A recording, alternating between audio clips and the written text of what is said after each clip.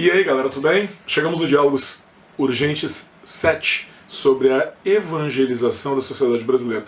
Considero esse um dos diálogos mais importantes que a gente vai fazer, até porque abrange um assunto que é inescapável, sobretudo na nossa atividade profissional. Talvez o pessoal nós não vejamos tanto, talvez o nosso círculo de amigos nós tenhamos ainda um perfil diferente de adesão à religião. A maioria de vocês deve ser católicos ou espíritas, né? Alguns são judeus e aí por diante. Tu não deve ver ainda amigos evangélicos preponderantemente no teu grupo social, mas tu sabe que é a religião que mais cresce no Brasil. Né? E nós estamos falando aqui sobretudo dos evangélicos neopentecostais e não dos luteranos, correto? Vamos esclarecer isso aí na sequência. O âmbito em que nós vemos os evangélicos ao nosso redor, ou na realidade os âmbitos, né? Porque esses âmbitos estão em toda parte, são em primeiro lugar, uma questão geográfica da cidade, né? A cidade, sobretudo Porto Alegre, que é uma cidade super proselitista em religião, tem um monte de igreja, terreiro de umbanda, sinagoga, mas o que mais tem é a igreja evangélica. Acho que não há bairros em Porto Alegre, classe média, classe mais pobre ou efetivamente miserável. É certo que vai ter uma igreja evangélica ali. Então tu vê na tua paisagem urbana. Tu também vê os evangélicos atuando na mídia. Você está vendo a imagem dessa famosa marcha para Jesus, né, que reuniu centenas de milhares de pessoas em São Paulo, realizada regularmente. Existem várias outras, até os evangélicos do bem, os evangélicos que dizem que Bolsonaro não me representa, e aí sucessivamente. E aí tu vê um misto também da presença dos evangélicos na questão política e cultural, que também vamos abordar um pouquinho mais para frente. Hoje, quase tudo no Brasil, nós dizemos bastante assim, né? Esse é um discurso politizado, existe uma polaridade política, e quase sempre essa polaridade política vai passar por uma questão que também é religiosa. O Estado laico ele vem sendo constantemente fustigado por esse ponto de vista religioso e evangélico. Vocês vão lembrar, né? Por exemplo, da frase do Bolsonaro, que iria escolher um ministro terrivelmente evangélico para a STF. Vocês vão lembrar do protesto contra o aborto da menina continuamente estuprada pelo tio de 10 anos por manifestantes também evangélicos e aí sucessivamente. Então tu vê uma politização que também tem um teor religioso, correto? Então assim, essa discussão ela é inevitável. Vamos lembrar que, conceituando um pouco a coisa, né, que as igrejas evangélicas elas têm um início lá no Lutero, são igrejas cristãs, mas não católicas, né? Herdeiras, aliás, do protestantismo, né? Mas hoje um pouco diferentes, né? Sobretudo nessa versão que nós vamos discutir, neopentecostais, estou sempre insistindo nisso. Né? E para contextualizar também esse início, eu vou te dizer, nos últimos 10 anos, os evangélicos aumentaram em 61% a sua participação na sociedade brasileira. Houve uma migração massiva de católicos para evangélicos, já eram católicos e viraram evangélicos. E também, consequentemente, uma adesão, em função do fato de que crianças e adolescentes acabam aderindo à religião dos pais. Tá? O que são essas igrejas neopentecostais? Como é que é, seja a pentecostal, seja a neopentecostal? Vai conhecer várias características. Né? As neopentecostais são recentes, a partir da década de 70 começaram a surgir no Brasil, mas as pentecostais mais antigas, elas vêm com um pressuposto que é politicamente bastante conservadora, sobretudo anticomunista, né? Elas são antiecumênicas, existe um combate muito grande das igrejas evangélicas com o catolicismo e, sobretudo, com as religiões de matriz afro-brasileira, correto? Elas não estão aí para serem, digamos assim, parceiras e amigas, e elas também têm uma situação meio anticomunista. Né? Nem parece que surgiram há 100 anos atrás, né? Porque elas são efetivamente uma visão da realidade de agora. Politicamente conservador, nos costumes também, anticomunista, antiecumênica. Né? E um detalhe importante que eu vejo dessas religiões é o fato de que elas propiciam assim, uma versão literal da Bíblia. Né? É o que está escrito ali, não tem uma interpretação, correto? Elas não admitem muito também a versão católica. Existe uma certa flexibilidade na medida em que se o pastor fizer a versão literal está valendo, correto? Não tem todo aquele trabalho de interpretação que a Igreja Católica sempre faz. Versão literal, ok? E elas também têm um esforço grande de conversão e proselitismo. Tu nota que o evangélico, ele é um cara que como é que eu vou te dizer, ele sempre coloca a questão religiosa para ti. O filtro sempre é religioso, mesmo no ambiente profissional. Vou te dar dois exemplos diferentes, né? Seja na saúde, tu tem lá uma assistente de enfermagem que é evangélica. Ela vai colocar esse ponto de vista ali na mesa de cirurgia. Que Deus vai ajudar, blá blá blá. A questão técnica, ela não difere da questão religiosa. Isso é bem interessante, eu não estou condenando. Cada um veja como quer, tá? Eu sou contra, mas eu não estou condenando, tá? Recentemente aqui na reforma da minha casa, tinha um excelente mestre de obras evangélico, tá? Inquestionável o trabalho do cara, fiquei muito satisfeito, mas ele ouvia música gospel o tempo inteiro. Tipo assim, o cara, ele quer chamar a atenção, tu entendeu? Ele não se coloca como cidadão, ele não se coloca como trabalhador, tu entendeu? Exclusivamente. Ele se coloca como trabalhador evangélico, como professor evangélico, como assistente de enfermagem evangélica. Vocês não acham interessante isso? Eu acho isso incrível.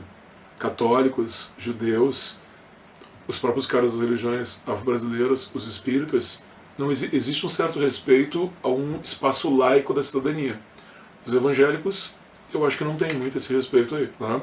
Os evangélicos, sobretudo aquilo que a gente chama de mais pejorativamente crentes, né? Já conhece até pela roupa, né? Não são todos assim, eu sei que não. Mas essa impressão que nos causam. E nos causam muitas vezes. Tá? Esse movimento neopentecostal, ele começa na década de 70 no Brasil, em 77, com a grife que tu mais conhece das igrejas evangélicas, né? A Igreja Universal do Reino de Deus, do bispo Edir Macedo. Pasmem agora com o que eu vou te dizer na sequência, tá? Quantas igrejas evangélicas nós temos registradas no Brasil? Hoje, 14 mil templos. A perspectiva é que até 2022 os evangélicos sejam a maioria entre os religiosos do Brasil. Não serão a maioria da população, mas entre as pessoas que têm religião confessa, os evangélicos serão a maioria, ganharão dos católicos, né? Isso é muito significativo, deve ter imaginado aí, né? Sobretudo se não é evangélico. Como é que nós vemos esse evangélico? Agora eu vou retornar um pouquinho ao assunto inicial, tá? Eles têm uma presença cada vez mais marcante nos espaços institucionais que eu te disse antes, né? Tu não apenas vê os evangélicos nas mídias que tu consome, né? Mas eles também têm mídias. Tipo, eles compram canais ou espaços dos canais que eles passam os cultos. Todo mundo pode ver um culto evangélico, não é? Os evangélicos também passam a estar presentes, por exemplo, em escolas. E tu passa a vê-los também na política, correto? Vou te dar dois exemplos interessantes aqui. Aqui tu está vendo um exemplo do batismo do Bolsonaro. Em 2016, na semana do impeachment da Dilma, o Bolsonaro, então católico, virou evangélico. Aí ele está sendo batizado em Israel por um pastor, que depois teve umas implicações aí de corrupção, mas deixa assim. Tá? E logo depois dessa segunda foto aqui do Bolsonaro, você está vendo ele fazendo a posiçãozinha da arminha, como se estivesse atirando e alguém jogado no chão com uma camisa de Jesus. Tá? Vocês sabem que talvez hoje o maior reserva eleitoral do Bolsonaro seja efetivamente os evangélicos. E tu vê esses evangélicos também, não apenas elegendo o Bolsonaro, mas se elegendo, correto? Nós vamos depois falar sobre a presença deles também na Câmara, né? E o filtro que eles vão colocar nos projetos que lá serão votados. Mas eu quero reforçar também um detalhe importante, tá? O Bolsonaro acho que deu muita visibilidade para os evangélicos, né? Naturalmente como presidente evangélico, pela primeira vez a gente tem um presidente que não é católico e por diante, né? Mas tu também vê na sociedade civil de outra forma, que tu está vendo uma imagem do famoso Templo de Salomão. Agora eu vou te apavorar com alguns negócios aqui, tá? Esse Templo de Salomão ele foi inaugurado durante as eleições de 2014. Causou uma série de polêmicas interessantes pelo fato de que foi um lugar de peregrinação durante a campanha. Quem passou pelo Templo de Salomão, vejam a importância já então, em 2014, da comunidade evangélica, né? Passaram por ali a Marina, grande Marina, né? Adoro a Marina, o primeiro ET que concorreu à presidência do Brasil, que é evangélica, correto, não tem problema nenhum.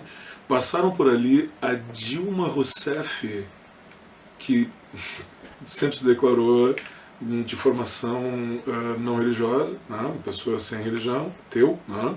E também passou por ali, eu não sei como é que o templo não desmoronou quando ele entrou ali, o Aécio Neves, cuja história não é necessário mencionar aqui, para mostrar a contradição desse cara em um templo religioso. Então todos foram pedir a bênção do Edir Macedo, idealizador do Templo de Salomão e dessa comunidade evangélica aí.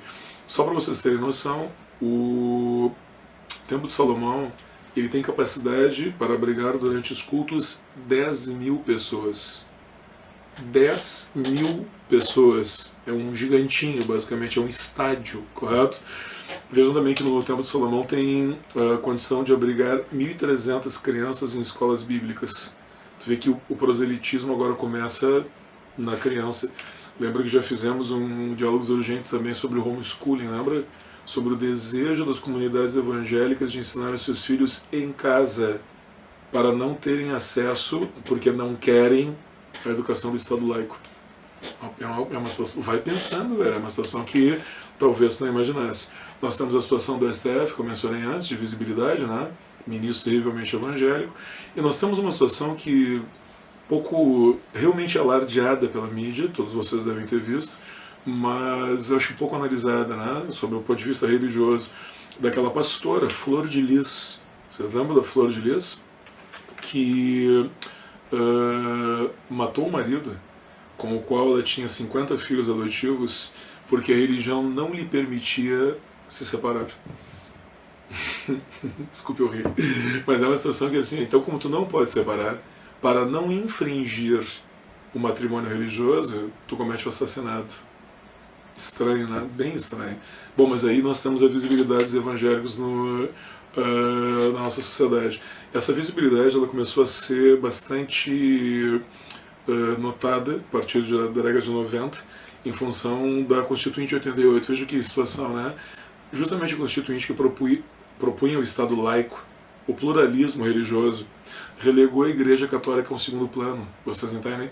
A Igreja passou de representante do poder. Por exemplo, antes tu podia registrar o batismo de uma criança numa igreja, não precisava ir num cartório. As cidades não havia cartório no interior, o que valia era o registro da igreja.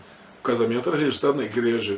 A igreja perdeu esse poder, correto? E durante um tempo, a década de 90, se criou um vácuo nessa questão religiosa, em religiões que poderiam representar o Estado. Esse vácuo foi substituído daí foi ocupado daí pelas igrejas evangélicas. E um detalhe, assim, alguém poderia pensar, né? Existe uma disputa clara entre evangélicos e católicos na sociedade brasileira. E por que os católicos, digamos assim, não reagem? A gente já está torcendo pelos católicos aqui, né? Porque a igreja tem várias limitações, né? Primeiro, tem uma hierarquia muito rigorosa. Vocês são ligados, é uma hierarquia quase militar, né? Porra, tem o padre, tem o bispo, tem o papa, tem os caras no meio aqui que eu nem sei quais são. Então tu precisa praticamente fazer uma carreira, ok? A própria igreja diz que a formação de um padre demora praticamente 8 anos. 8 anos é muito tempo. Existe também uma situação territorial, né? Eu não posso fazer uma igreja de qualquer parte. Não posso chegar numa região de favela e colocar 2 ou 3 igrejas.